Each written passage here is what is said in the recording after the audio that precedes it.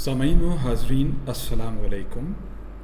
پاکستان کے سب سے بڑے میڈیا گروپ جنگ، دا نیوز اور جیو ٹی وی کے زیر اہتمام شائع ہونے والے اخبار جنگ کے معروف کالم نگار جناب ارشاد بھٹی کے کالم اعمال نامہ کے سلسلے کا آج کا کالم پیش خدمت ہے۔ دین کی ہانڈی اور من پسند تڑکے۔ دوسروں کی زندگی جہنم بنا کر سجدوں میں جنتیں تلاش کرتے مسلمانوں سے دلوں کو توڑ کر مسجدیں آباد کرتے مومنوں تک، اپنی اولادوں کو سینوں سے لگا کر دوسروں کے بچوں میں شہادتیں بانٹتے روحانی باپوں سے ماں باپ کو بھلا کر ڈالر نگری میں گم ہو چکے بچوں تک، بے آس رشتہ داروں، مجبور دوستوں اور بہنوں بیٹیوں کو ننگے سر چھوڑ کر عمرے اور حج کرتے کلمہ گوؤں سے، اسلام سے اپنی مرضی کے اسلام نکالتے حرم کے پاسبانوں تک، مخلوق کی پوجا کر کے خدا کو ایک مانتے بندوں سے یہود و نصارہ کی زندگی بسر کر کے آخرت میں نبی صلی اللہ علیہ وآلہ وسلم کی شفاعت کے خواہش مندوں تک، اور ہر قسم کی ذخیرہ اندوزی اور ہر طرح کی مہنگائی کر کے رکوع و سجود میں روتے تہجد گزاروں سے آنکھ، کان، زبان اور دل کو کھلا چھوڑ کر صرف چند گھنٹے کی منہ بندی کو رمضان سمجھتے روزہ داروں تک، جب میں یہ دیکھوں کبھی کسی نے نبی صلی اللہ علیہ وسلم کی زندگی پر توجہ ہی نہ دی، کبھی کسی نے رسول صلی اللہ علیہ وسلم کے 63 سالوں پر دھیان ہی نہ دیا، اور جب میں یہ دیکھوں کہ دین کی کوئی ایسی بات نہ رہ جائے کہ جو نبی نے نہ بتا دی ہو، اور زندگی کی کوئی ایسی شے نہ بچے جو نبی نے سمجھا نہ دی ہو، تو پھر میرا دل کرے کہ آج رسول خدا صلی اللہ علیہ وسلم کی روشن زندگی کے چند روشن پہلو اپنے ان ہم وطنوں کی نظر کروں کہ جن کا ظاہر اور باطن اب ایسا ہو چکا کہ ان کا آئیڈیل تو عبدالستار عیدی مگر منزل نواز شریف۔ آپ صلی اللہ علیہ وآلہ وسلم کو اپنے چچا ابو لہب کی کنیز صوبیہ نے چند دن دودھ پلایا، مگر رسول خدا صلی اللہ علیہ وسلم کو یہ چند دن زندگی بھر یاد رہے۔ گو کے بعد میں ابو لہب سب سے بڑا دشمن اسلام نکلا اور صوبیہ اس کی کنیز، مگر پھر بھی آپ صوبیہ کو میری ماں کہہ کر پکارا کرتے، اور مدینہ ہجرت کر جانے کے بعد بھی آپ صوبیہ کو کپڑے، رقم اور تحائف بھجوایا کرتے۔ ایک بار آپ کی رضائی ماں حلیمہ سعدیہ ملنے آئیں تو انہیں دیکھتے ہی آپ بے اختیار اٹھے اور اپنے سر سے چادر اتار کر زمین پر بچھا کر انہیں اوپر بٹھا دیا۔ ان کی سب باتیں بڑی توجہ اور غور سے سنی اور ان کی تمام حاجتیں پوری فرمائیں۔ یہاں یہ یاد رہے کہ حلیمہ سعدیہ نے اسلام قبول نہیں کیا تھا۔ سہیل بن عمرو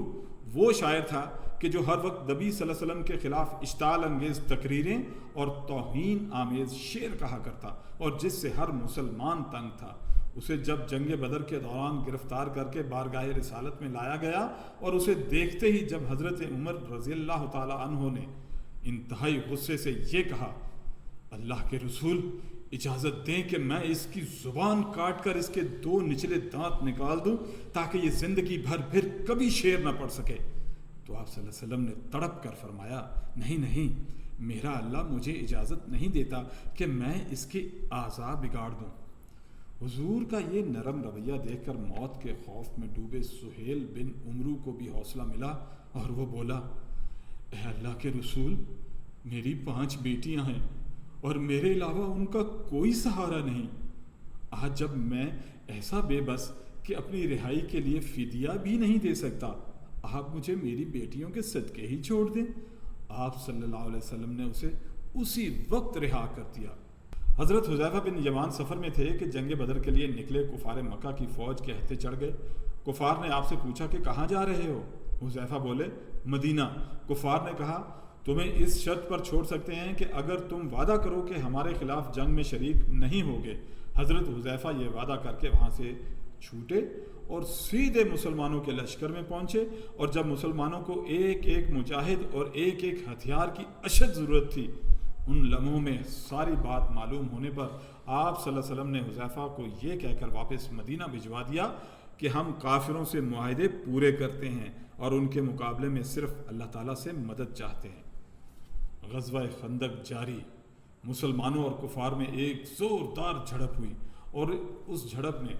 مسلمانوں کا جانی دشمن عمرو بن عبدود مارا گیا۔ اب کفار کے لیے خندق میں پڑی اس کی لاش اٹھانا ایک مسئلہ، کیونکہ انہیں یہ خدشہ کہ جو ہی کوئی لاش اٹھانے گیا تو مسلمان اسے بھی تیروں سے بھون ڈالیں گے۔ خیر، طویل صلاح مشورے کے بعد کفار نے اپنا ایک سفیر نبی صلی اللہ علیہ وسلم کے پاس اس پیشکش کے ساتھ بھجوایا کہ اگر آپ ہمیں لاش لے جانے کی اجازت دے دیں تو ہم 10,000 دینار دینے کو تیار ہیں۔ رحمت للعالمین نے یہ فرما کر کہ ہم لاشوں کا سودا نہیں کرتے، کافروں کو عمرو بن عبدود کی لاش اٹھانے کی اجازت دے دی۔ ایک دفعہ نجران کے عیسائیوں کا 14 رکنی وفد مدینہ آیا۔ رسول اللہ صلی اللہ علیہ وسلم نے عیسائی پادریوں کو نہ صرف ان کے روایتی لباس میں قبول فرمایا، انہیں مسجد نبوی میں ٹھہرایا اور انہیں ان کے عقیدے کے مطابق عبادت کرنے کی اجازت دی، بلکہ یہ عیسائی وفد جتنا عرصہ مسجد نبوی میں مقیم رہا، مشرق کی طرف منہ کر کے عبادت کرتا رہا۔ پھر وہ مکہ والے جو آپ کی جان کے دشمن تھے، جب یہ قحط سالی کا شکار ہوئے تو آپ صلی اللہ علیہ وسلم نے نہ صرف مدینہ سے خوراک اور کپڑے اکٹھے کر کے انہیں بھجوائے، بلکہ اپنے اتحادی قبائل کو بھی یہ ہدایت کر دی کہ جب تک اہل مکہ پر برا وقت ہے آپ ان سے تجارت ختم نہ کریں۔ فتح مکہ کا دن، حضرت سعد بن عبادہ جنہوں نے مدنی ریاست کا جھنڈا اٹھا رکھا تھا، مکہ میں داخل ہوتے ہوئے ابو سفیان کو دیکھ کر جذباتی ہو کر جب یہ کہہ بیٹھتے ہیں کہ آج لڑائی کا دن ہے اور آج کفار سے جی بھر کر انتقام لیا جائے گا، تو رحمت للعالمین فوراً ان سے جھنڈا لے کر ان کے بیٹے قیس کے سپرد کرتے ہوئے فرماتے ہیں، نہیں، آج لڑائی نہیں، رحمت اور معاف کرنے کا دن ہے۔ ایک دفعہ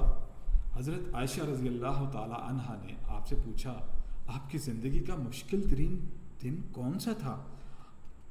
فرمایا، وہ دن جب طائف میں عبدیہ لیل نے شہر کے بچے جمع کر کے مجھ پر پتھر برسائے، میں اس دن کی سختی کبھی نہیں بھلا سکتا۔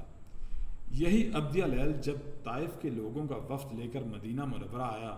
تو رسول اللہ صلی اللہ علیہ وسلم نے نہ صرف اس کا خیمہ مسجد نبوی میں لگوایا، بلکہ جتنے دن وہ مدینہ میں رہا آپ ہر روز نماز عشاء کے بعد اس سے ملتے اور اس کا حال احوال پوچھتے۔ ایک مرتبہ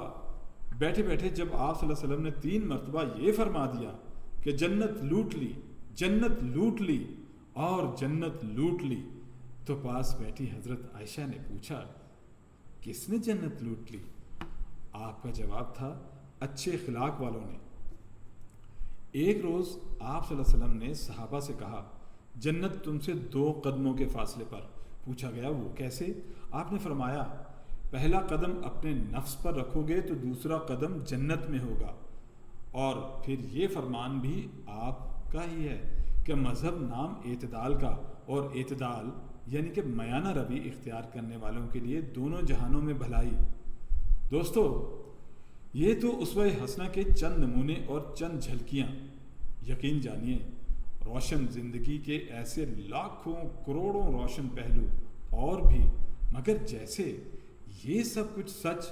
ویسے ہی یہ بھی سچ کہ یہ سچ وہاں بتانے کا کیا فائدہ کہ جہاں رسول اللہ صلی اللہ علیہ وسلم سے محبتیں ایسی کہ سنتیں بھی ٹوٹیں اور میلاد بھی ہوں، اور اسوہ حسنہ پر عمل بھی کوئی نہ کرے اور درود کو بخشش کا ذریعہ بھی سب سمجھیں۔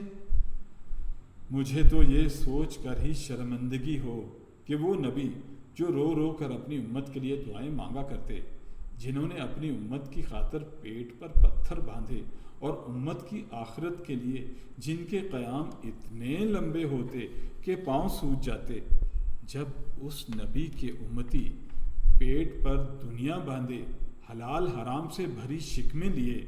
میں کے طواف کرتے کرتے